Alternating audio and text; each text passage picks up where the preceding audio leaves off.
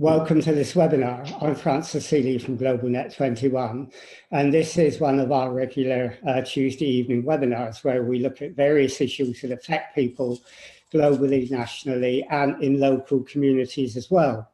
And we're going to look in this webinar at a different way of doing democracy. We're used to the representative system. A lot of people think that's not fit for purpose and that we need to have a more discursive democracy, what some people call deliberative democracy, where people get together, engage in dialogue and make decisions through consensus. Now, we've got Perry Walker with us today, who's done a lot of work on different forms of deliberative democracy, and he's going to talk about that and answer questions. And if you do have any questions or comments, please type them in the chat box on the right hand of the webinar system or on the comments section of Facebook if you're watching it on Facebook. So, Perry, thank you for joining us today and for taking part in this. Can I first ask you, can you tell us a little bit about yourself and what's made you have such an interest in deliberative democracy? There's a German political philosopher called Jürgen Habermas, and I understand almost nothing of what he writes, but I did understand one thing, which is that people should be able to take part in discussions of the issues that concern them, and that's really driven me. Oh, so it wasn't personal experience, it was something that you read about and that really sort of burnt you with a sort of passion to get involved? I think so. Perhaps that's a reaction to my 1950s upbringing when children were supposed to be seen and not heard. Well, I can't imagine that you were ever just seen and not heard. Anyhow, okay, well, tell us about deliberative democracy, because, you know, I've used the word, people use the word, but some people just wonder what it means. I mean, what is the different types of deliberative democracy and how do they differ from each other? What are they and what is it? Okay, so first of all, I mean, deliberation, you could contrast it with debate. So the bit of debate is the same as the word in a battle. So a debate is a battle between two sides who are trying to win.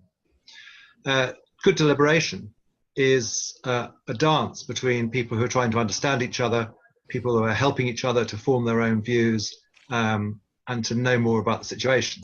So that's deliberation. Then what are the different forms of deliberation? Well, citizens' assemblies are in the vogue, and I can say more about that in a moment. A citizens' assembly is a group of people who are chosen to be representative of the population at large. They're a microcosm, or in the jargon, they're a mini public.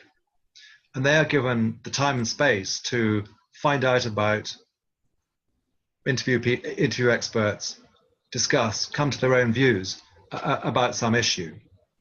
So that's a citizens' assembly. A citizens' jury, very simply, is a smaller version of a citizens' assembly. So an assembly tends to have 50 members or more. A citizens' jury tends to have 12 to 24 members, and perhaps usually meeting for less time. So those are both random collections of citizens who are representative of the rest of us. So the rest of us can think, well, if we'd all had time to think about it, this is the conclusion we'd come to. They've done the job for us. So that's assemblies and juries. Then the other stream would probably be a bunch of stakeholders, a meeting of stakeholders. So these are people with a stake in the issue in question. And that stake might be because they're decision makers, but it might also be because they're affected by what's going on or they have information about it. So that's a very different way of choosing the people who come. Okay, let's look at those. I mean, I gather that some citizens' assemblies and some experiments in deliberative democracy have been done by national governments in Ireland, for example, debate over abortion in Iceland and so on. Is that correct? And is that where a lot of the experiments have happened? Yes. So I think the best known ones are in Ireland, as you say, and in Iceland, where an assembly redrafted the constitution. But for me, the starting point of the interest in assemblies goes back to 2004, and it was a province in Canada, British Columbia, that commissioned a citizens' assembly to review the voting system. And one of the most interesting developments in the UK was last year, when two select committees of the House of Commons commissioned a citizens' assembly on the funding of social care. So they are starting to spring up at all sorts of levels. Okay, well, let's look at social care in a minute. But it seems to me, I mean, you mentioned social care, and obviously a lot of that takes place at the local level. And it seems to me some of these experiments in deliberative democracy are very, very relevant to local democracy, to local areas, local authorities. And you must be sometimes as put off as many people, and I know our sites are, in the way councils are run, where there's so much bickering and adversarial politics going on, almost as if they were a mini House of Commons. And that's not a good way, is it, to come to really consider decisions? No. I mean, so councils could indeed improve the way that they ran themselves, so that their discussions were less like debates and more deliberative. So you could improve the way that councils ran. You could convene meetings that were partly made up of politicians and partly of citizens. There was one citizen assembly, I've forgotten which did that, and it gained extra legitimacy, which is a really important word, because the politicians were part of it and could see understand the process, and see that that citizens could indeed get to grips with complex issues. Or you could have bunches of citizens, but the question then is, how is that accepted by the political system? Because the danger is that it becomes something that is outside the system and then gets ignored by the politicians. Well, I mean, lots of local authorities hold public engagement meetings, Sure. But very often those can go wrong, can't they? Because you get the usual suspects, you get the party political bickering going on in those meetings. I mean, you had an example of that, didn't you? Or you know of an example of that. Was it in Buckinghamshire? That's right. So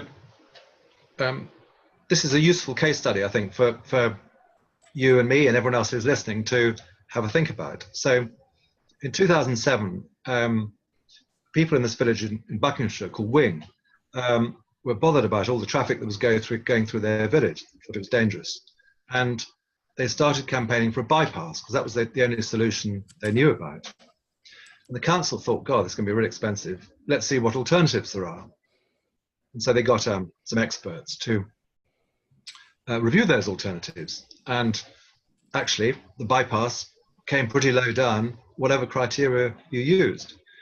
And so then they held a public meeting to present these findings.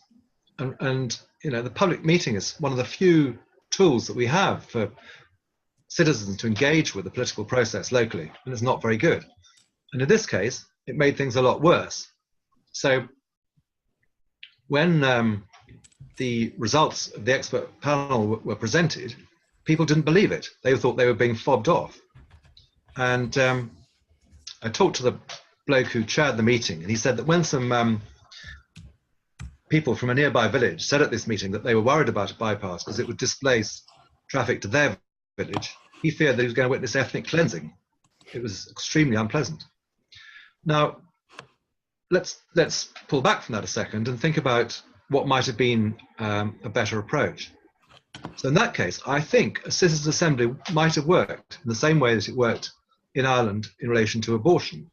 So if the population of Wing as a whole had seen that some of their number, people who were like them, had spent a lot of time on this, had reviewed the facts, and had come to their own conclusions, I think the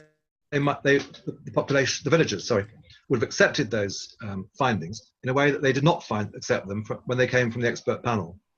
Do you see what I mean? Yeah. Okay, so it's a different type of meeting which has more participation, more consensus. It doesn't allow for the blame game to take place. Okay, so let's look at how local authority might do it. Now, one big issue, and you mentioned it, is social care.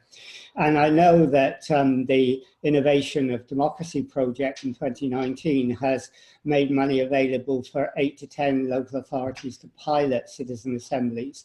But what if other local authorities wanted to do it? How about Enfield, where we are now, or any local authority? They wanted to set up a citizen assembly, a jury, or whatever, on social care. And they wanted to say, look, we don't have extra money. We don't have extra money for social care. We've got to find some ways of delivering better than we do within our existing resources. So please don't bicker over money. Let's find different ways of doing it. How would you set it up? Well, let me say to start with that I'm not sure I would use a citizens' assembly in that case, but I'll come on to what it might look like if you had one. So I live in Herefordshire, Francis, and it's a poor area. It's particularly seriously affected by cuts in local authority funding. Adult social care takes an increasingly high proportion of the budget. And I've thought a lot about how best to bring people together to try and improve things. Personally, for this one, unlike with Wing in Buckinghamshire, I would go for a meeting of stakeholders, because I think it's about redesigning the system. It's about changing the behavior of people who are part of that system, and it's about bringing in people who are not part of the system but should be. And I think bringing those different people together so that they connect with each other, they can deliver Valentines to each other that say, I will do something different if you do something different, so that they can redesign the system between them. I think that is the way to go. So it's not like a general public meeting, it's a design meeting with specific purpose in mind.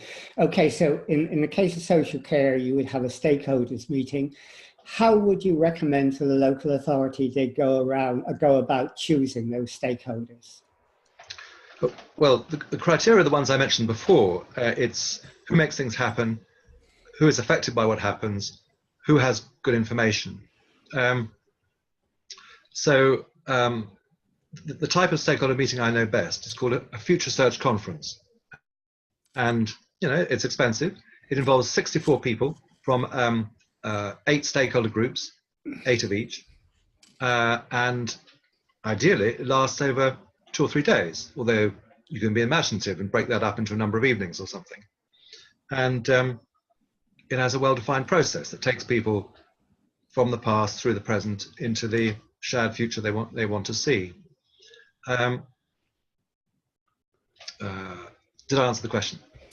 Yeah, sure. But I mean, you would get stakeholders. How would you stop them? Or, maybe you would get councillors in as well. I don't know.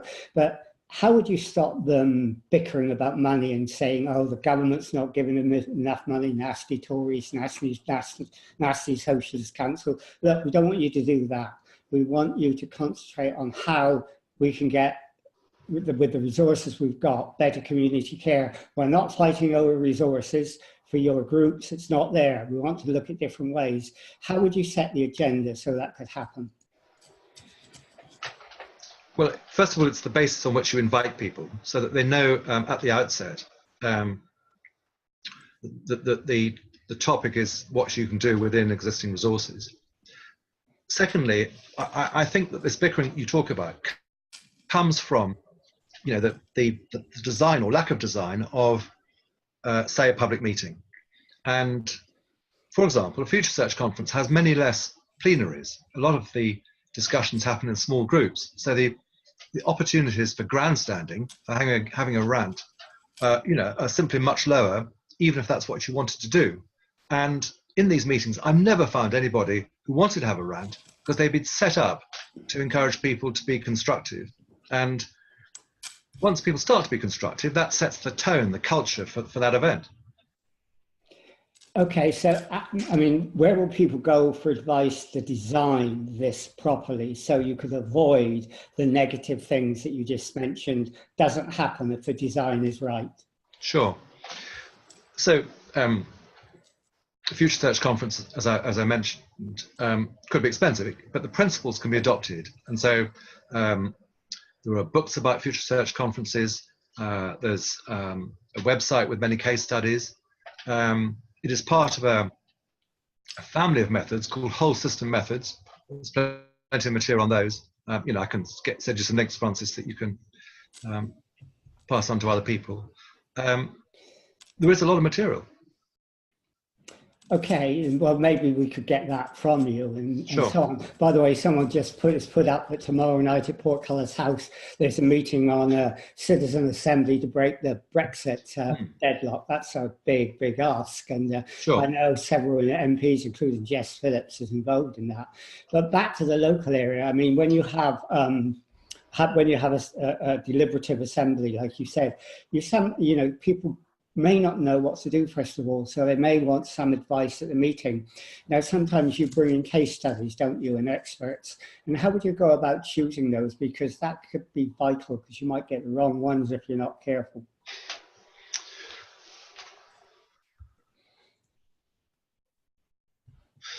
Well, let me just use that question, Francis, as an excuse to bring in a slightly different process. So a citizens' jury is obviously modelled on a legal jury. There are things that operate like a jury, but without a random selection of people. So there was a commission called Ban Waste in Newcastle, which operated much like a jury, but what they called it was a select committee. So they gave themselves a bit of legitimacy by borrowing that phrase from Parliament. And the people who were on the committee, the commissioners, they were not randomly selected. And that, by the way, reduces the cost, because a lot of the cost comes from market researchers identifying the cross-section. And a lot of these juries, I think, do best when they give the jurors, commissioners, whatever they are, assembly members, influence over who they call. So if, say, the local authority has chosen a bunch of witnesses, there is a danger then that the jurors feel that they've been spoon-fed or possibly influenced. And so it's really important that the jurors can say, well, okay, that's really helpful. Now we've heard from 5 witnesses. We think there's a real gap in the process. We'd like to hear from these 2 other people or 2 other forms of expertise. And that's, if you have a jury or an assembly that's running over, say, several weekends, that gives you the flexibility to identify those witnesses and bring them along at a later session. So you don't actually go into the assembly, the jury, or whatever it is, code. You would say to the people involved, the people who are coming, help with the preparation, help with the setup. You would ask them beforehand, you know, what sort of experts you would like, what sort of case studies they would want, what help they would want. You would do a lot of pre-jury or pre-assembly preparation, would you? No, I didn't mean that, because it's really hard for jurors and assembly members who are coming to some complex issue that they don't know about to say it in advance. So that's why that ability to call for new witnesses should be possible halfway through, you know, when they've got to grips with the topic. So they've said, okay, well, now we're starting to understand what this topic is all about. And as I said before, now we understand these aspects, but we haven't heard any witnesses about those aspects. And so please, will you go and find them? Okay, so they do that. They get witnesses in, some that have already been sort of, you know, selected beforehand, some that come up as a result of people they're saying, look, we'd like to get someone who could tell us about this or that. Then how is decision reached? What's the process? What happens? What's different from council meeting, a committee meeting where they put their hands up and take a vote? What happens? Sometimes these meetings will look for consensus. So what is it we can all agree on? Actually, often they'll do that. Sometimes they'll take a vote, and sometimes they won't. and on the whole, they would not be satisfied with a Brexit type vote of sort of 52-48 or half plus one. So they're usually looking for what's known as a supermajority, a distinct preference for one option over another. And so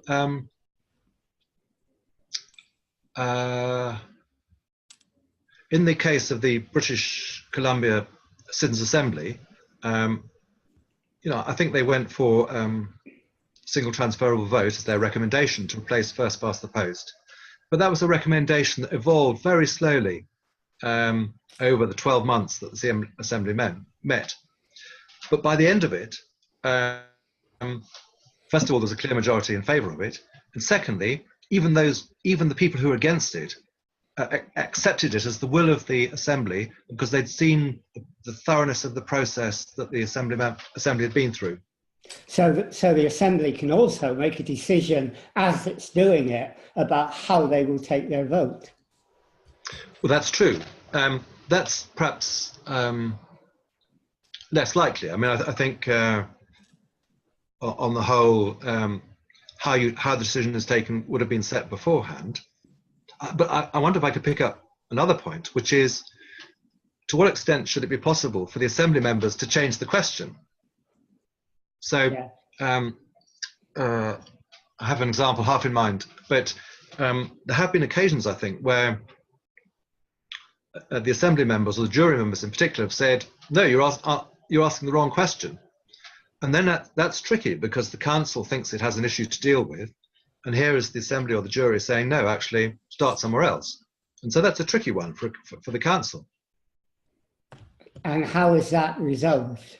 Well, I mean, I think that's probably horse trading. There was a very interesting example in Burnley a few years ago where a bloke called Tom Wakeford wanted to set up a jury on some subject that he didn't think would really interest local people. So he said to them, would you come and take part in our jury on this topic that we've chosen? Wouldn't be your choice. But then we'll organise a second jury and you can choose the question. Okay, I just had a question come up saying, how many people do you think there should be on a citizen assembly? Should it be 10, 100, 5,000? A town meeting like in the United States? How would you respond to that? Sure. Well, there are two different questions there. So a town meeting, it's a form of public meeting. It's a meeting that anyone who wants to can attend. It's not designed to be representative. And I think they have their place. So in the case of Wing in Buckinghamshire, personally, I would have had the Citizens' Assembly to review the options for dealing with the traffic that was coming through the village. And then I would have asked Assembly members to present their findings at a public meeting, at a town meeting. So I would have had that sequence. If you are having a jury or an assembly, then there's the question of how many people. So it partly depends on your budget. So the one in Ireland, the Assembly in Ireland, which looked at, I think, about 6 really complex questions. It wasn't just abortion, it was things like climate change as well. That ran over 2 years and it cost €1.5 million. So not many councils have got that sort of money.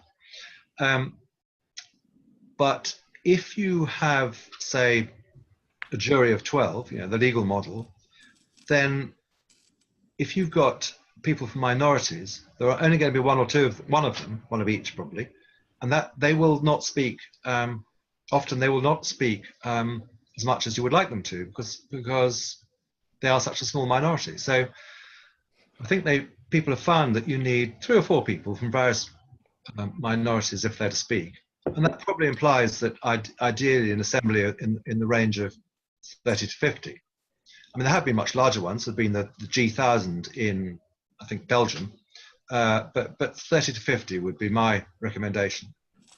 Okay, and someone's asked, do you, when you have a public meeting, very often you get people who dominate it. who can take over. In a citizen assembly or jury, do you have someone like that who comes to the fore, either a natural leader or someone who just wants to dominate the thing? How do you deal with that?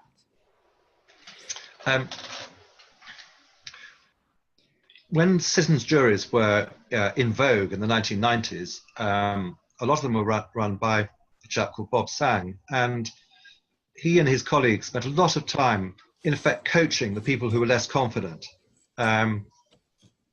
encouraging them to have their say.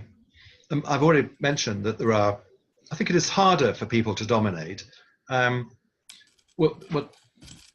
First of all, these assemblies are usually run over at least 2 weekends. So it's not like a 2.5-hour public meeting where if you don't have your say now, you fear you'll never have your say. And so you've got to speak up, you've got to insist on being heard. So everyone knows there will be plenty of time for each person to be heard. Secondly, as I said, lots of the time is spent in small groups. So why would you have a rant in a small group? And thirdly, there are lots of processes in place, like a set of guidelines, set of ground rules, agreed by the participants themselves at the start, about listening as much as you talk, not seeking to convince other people, and which I think all discourage people from wanting to dominate, wanting to rant. Okay, and David Newman asked the question about how many people should be at an assembly. He said he meant something rather different, and that is, could you have, say, 600 people in a series of tables of 10 each, linked with a computer, and they are communicating with each other around different things? It's a bit like a hackathon, I guess. I mean, would you consider that to be a format for an assembly? Well, I rather suspect David knows more about these things than I do, but what he's describing is I've forgotten what they called it, but there was something in America called the Newtown meeting. I haven't got the name quite right. And it worked exactly as you said, with very large numbers. And what I think they found, or what observers thought, I never saw one myself, was that the technology dominated and interfered with the deliberation, interfered with the quality of the deliberation, because the facilitator was saying, sorry, everybody, you've got to agree what you think about so-and-so in the next 3 minutes so I can type it into the computer so that the results can be projected on the big screen. Is that a sort of generation thing? Do you think younger people would say that, or would that be just a response of older people?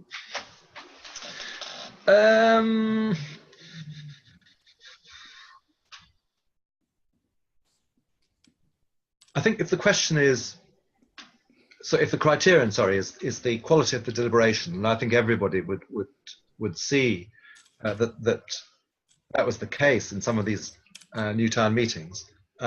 But some people would be happy. It's true that some people would be happy with technology, others not. Okay, well, I mean, there are other forms of deliberative decision making as well, aren't there? I mean, many councils, including one where I live, have ward forums, and often very few people turn up, and they're all over a certain age. But some councils are experimenting with devolving budgets, giving budgets to those ward forums to be able to allocate resources. Is that a deliberative forum of the type that you would sort of approve of and would come into your category of deliberative democracy?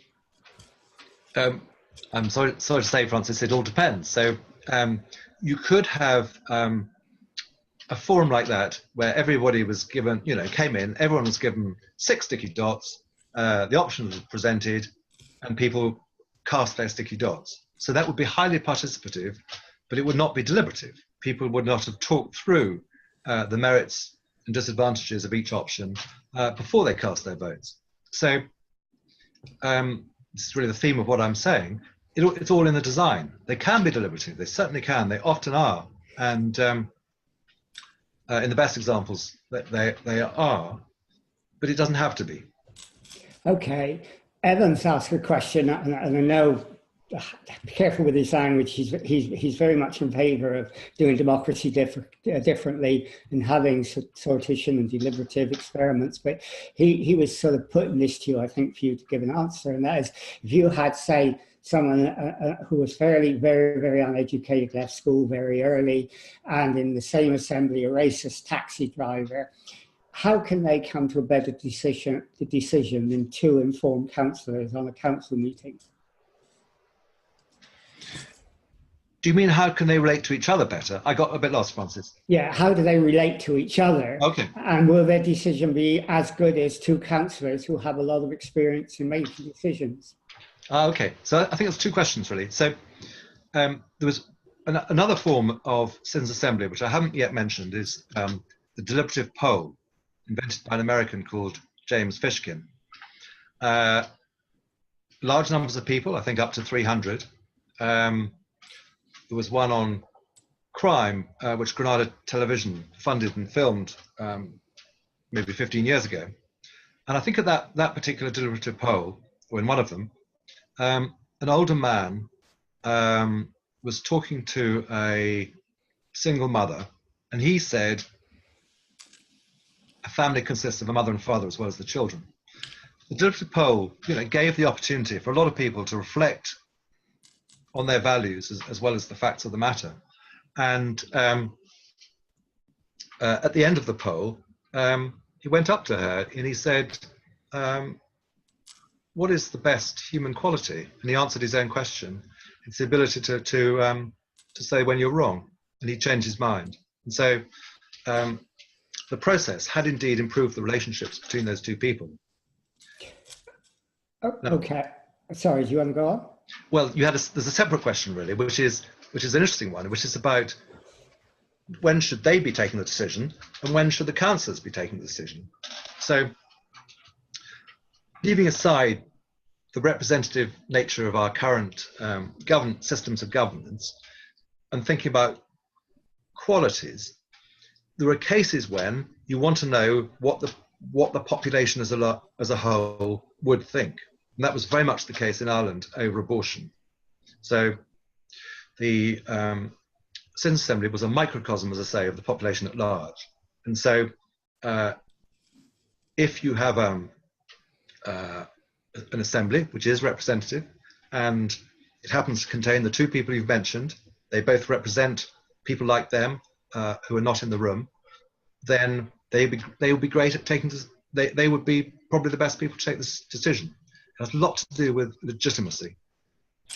Okay, two questions before we finish because we're pretty well near the end. First, I mean, it sounds like some of these are one-off things, the jury, the assembly, and most of the decisions are not going to be taken. It's too expensive.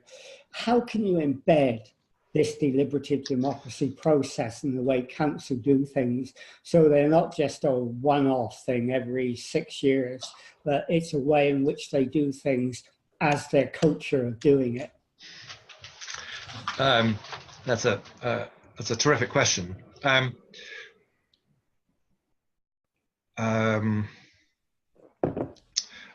Well, it has to be part of the way things are done. So how does that happen? Well, and by the way, I think this is the reason why there were hundreds of citizens' juries done in the UK in local government and the health sector in the 1990s, and then they disappeared. They were indeed too many one-offs. It's a shame that the citizens' panels that many local authorities used to have, I think, largely disappeared because they provided a way of, I think, recruiting a representative body more cheaply and more regularly. One possibility is to have a standing body. So I said that the Irish Assembly, which ran over 2 years and it looked at 6 major issues, so it wasn't just a one-off, although it wasn't permanent.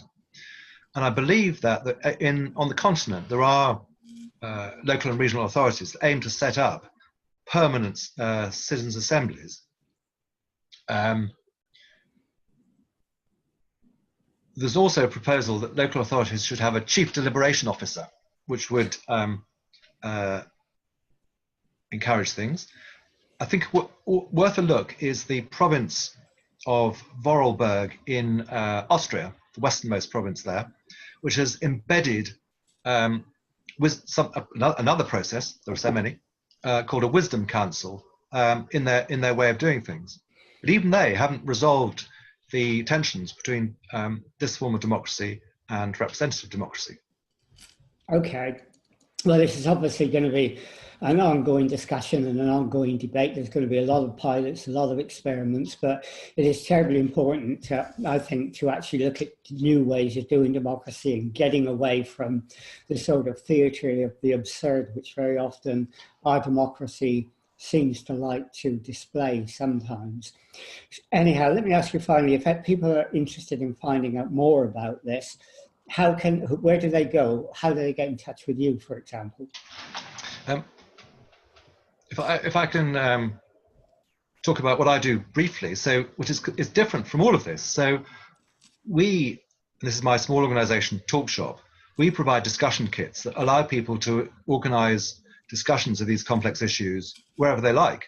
Come in a public meeting, they could do it at home.